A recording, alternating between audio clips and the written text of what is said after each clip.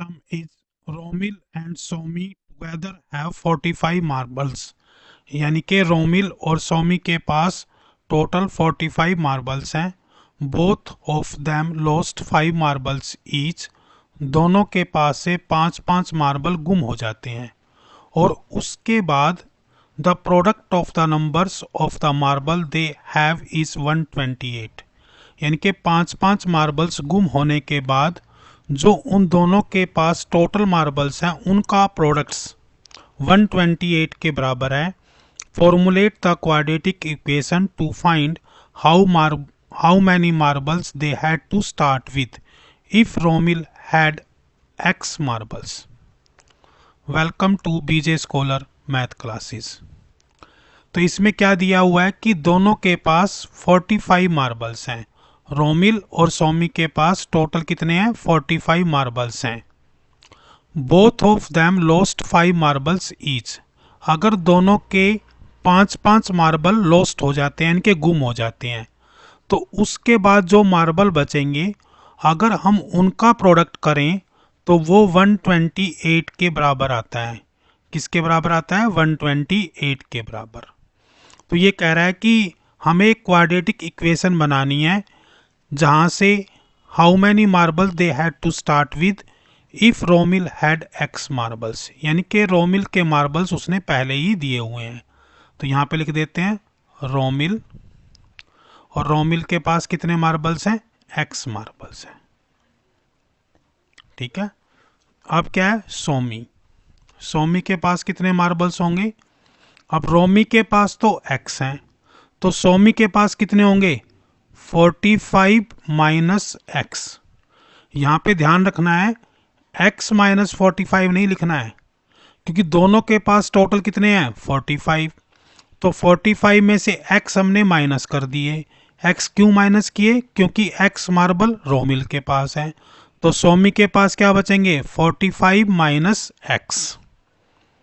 अब क्या करना है? एज पर सम, एज पर सम, जैसा कि सम में दिया हुआ है।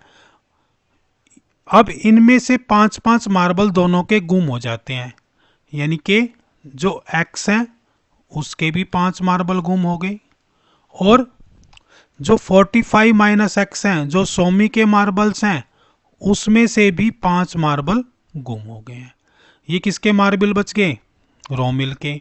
और ये मार्बल किसके बच गए? सोमी के। और इन दोनों का प्रोडक्ट किसके बराबर है? That is equal to 128। अब हम इस इक्वेशन को सोल्व कर लेते हैं। तो क्या बचेगा? x माइनस 5, और यहां से क्या आ गया? ये आ गया आपका माइनस x और प्लस के 40, दैट इज इक्वल टू 128। अब इसको मल्टीप्लाई करो, x को x से मल्टीप्लाई करो, क्या हो गया? Minus x square. x को इससे करोगे तो कितना हो गया? 40x। माइनस 5 को माइनस x से करोगे तो प्लस के 5x। माइनस 5 को 40 से करोगे तो माइनस के 200, दैट इज इक्वल टू 128। अब ये क्या बन गया?